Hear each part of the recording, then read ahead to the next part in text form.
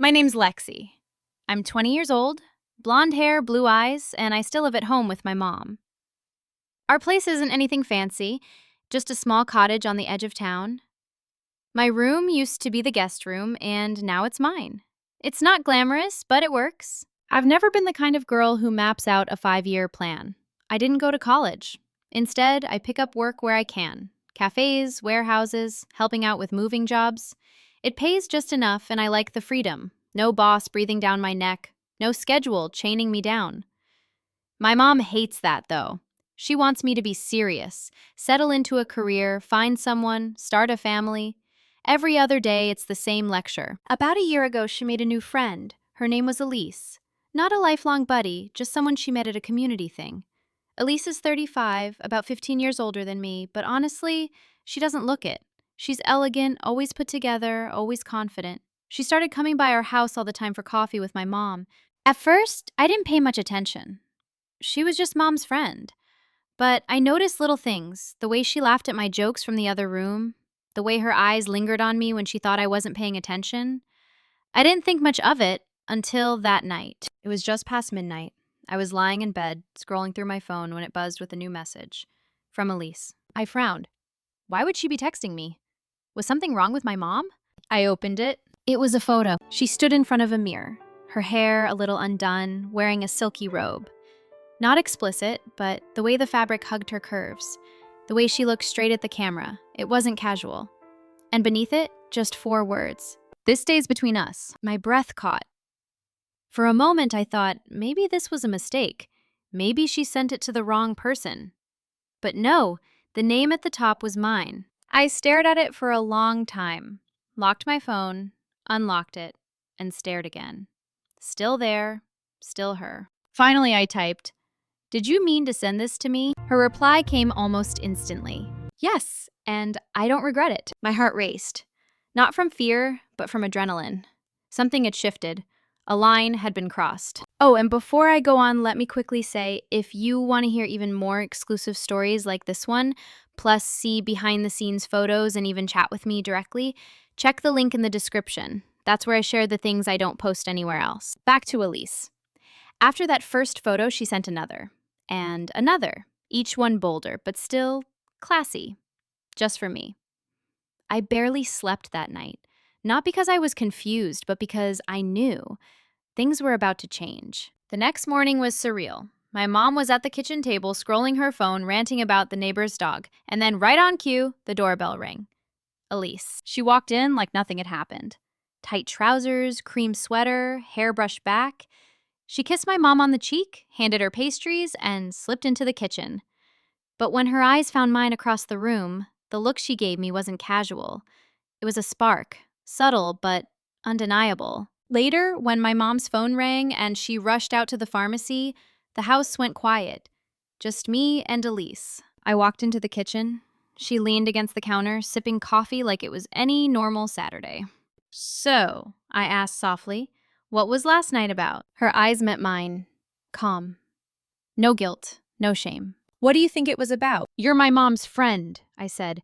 "You come here all the time. You sit in that kitchen and tell her I'm wasting my life." She tilted her head. "Do you think I believe all that?" I blinked. "I tell your mom what she wants to hear," Elise said. "That's what friends do sometimes. But you, Lexi, you're not lazy. You're free. And that scares people." Her words sank deep. I whispered, "Why me?" A small smile tugged at her lips, one that made her look younger, almost vulnerable. "Because you see me, not as some woman who missed her shot at the perfect life. You see me as a person, and that makes me feel alive." I didn't know what to say. The silence was charged, thick, like we were standing on the edge of something. Finally, I asked, "So what now?" She leaned in slightly, lowering her voice. "Meet me tonight, 9 o'clock. Walk with me." By the time my mom came back, Elise was gone. Her SUV rolling down the driveway as if nothing had happened. That night at 8:56, I stood in front of the mirror, changing my shirt for the 3rd time. I settled on a plain black one, simple, fitted, not trying too hard. My mom barely looked up from her TV show and I slipped out the door. The air was cool, tinged with wood smoke. At the corner, a black SUV pulled up. Elise leaned over and smiled. Get in. No makeup this time. Just her, hair tied back, hoodie, leggings. Natural. Relaxed. We drove in silence. No music, just the hum of tires. She stopped near a quiet park and turned to me. Walk with me? We strolled beneath tall trees, our steps sinking. For a while, neither of us spoke. Then I asked, "Do you do this often?" She laughed softly. What? Pick up 20-year-olds in the middle of the night? Yes, I teased. Her smile lingered. No, this is new. Very new. She told me how she'd spent her 20s chasing the perfect life, the right man, the right job, the plan. Now she was 35, still alone. But with you, Lexi, I feel something real, something I haven't felt in a long time. I admitted quietly, I don't know what I'm looking for. I'm not here to be fixed. Her eyes held mine. I'm not here to fix you.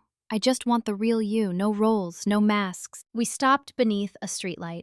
For a moment, it felt like the world had paused. Then she whispered, "Do you want to keep talking somewhere more private?" I nodded. We ended up at a small motel on the edge of town, parked in silence.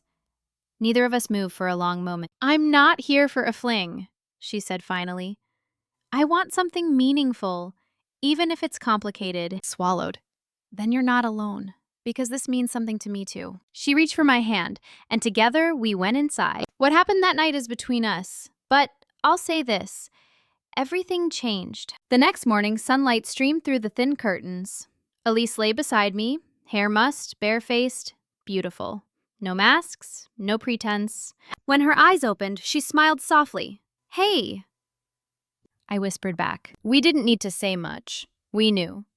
Something had started, and it was real. From then on, it was secret texts, stolen glances, late-night calls. Elise kept visiting my mom like always. On the surface, nothing had changed, but beneath it, everything had. Until the day we decided to stop hiding. Saturday morning, coffee and croissants. My mom humming in the kitchen, sunlight striping the table. Elise's hand brushed mine under the table. Just for a second, I took a breath.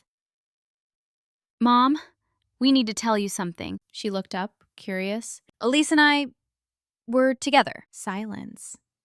Then her face shifted. Confusion, disbelief, anger. What are you talking about? She snapped, turning to Elise. Elise's voice was calm but trembling. It wasn't planned, but it's real. My mom's voice rose. You're 35. You're my friend. And you, Lexi, you're just a child to her. Do you even see how wrong this is? I met her eyes steadily. No, I see someone who understands me better than anyone ever has. I love her. And she loves me. You call this love? My mom shouted. It's betrayal. For the first time, I didn't feel like the kid she was scolding. I felt like someone making her own choice. So we left. Together. That night, I packed a bag and moved into Elise's apartment. My mom didn't call. She still hasn't. But 4 months later, Elise and I are still here, sharing coffee, sharing mornings, building something real. It's not perfect. It's not easy, but it's ours. And for the first time, my life feels like it truly belongs to me. Love doesn't always fit people's expectations. Sometimes it shocks them. Sometimes it hurts them. But when it's real, you fight for it.